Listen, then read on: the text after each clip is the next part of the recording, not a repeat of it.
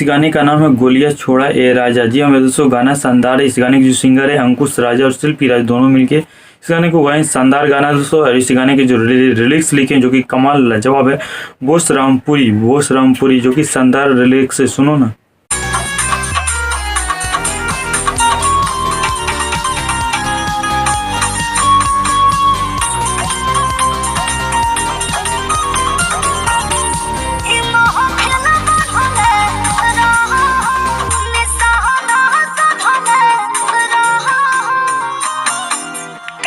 के धान करी लागता रूप जड़ ऊपर से जान को हर ब्यूटी बडेंजर सारा कमाई से कमाई होले तोरा राजा तोले हाथा में बोल क्या बोलिया छोड़ा राजा तोले हाथा में बोल क्या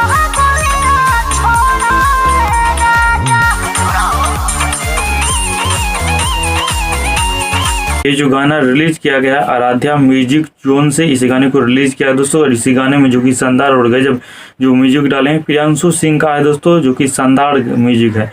इसी गाने में जो एक्ट्रेस जो हीरोइन काम की है वो नीलम गिरी, जो कि इनका परफॉर्मेंस काफ़ी अच्छा है, इनका लुक लाजवाब रख रहा है, देखो ना।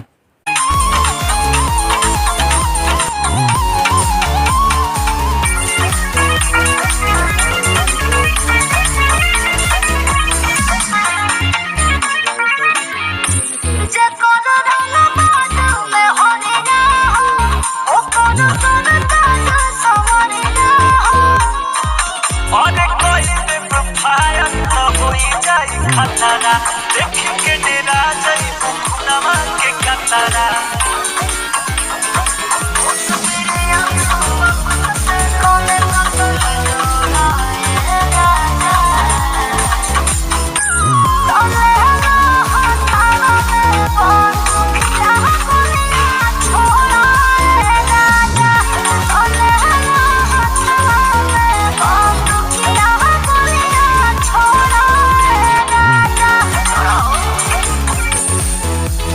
बाकी गाना कैसा लगा दोस्तों? अगर गाना अच्छा लगा हो तो मेरे वीडियो के डिस्क्रिप्शन में जो वीडियो की लिंक डाल दिए दोस्तों, वहाँ से क्लिक करके देख सकते हैं। तो आराध्या म्यूजिक जोन पे जाकर वहाँ से भी क्लिक करके देख सकते हैं। एक बार तो ओरिजिनल वीडियो जाके जरूर देखिएगा दोस्तों। गाना शानदार है, लाजवाब है, बिल्कुल अच्छे, इसी को कहते हैं भोजपुरी अच्छे गाने दोस्तों।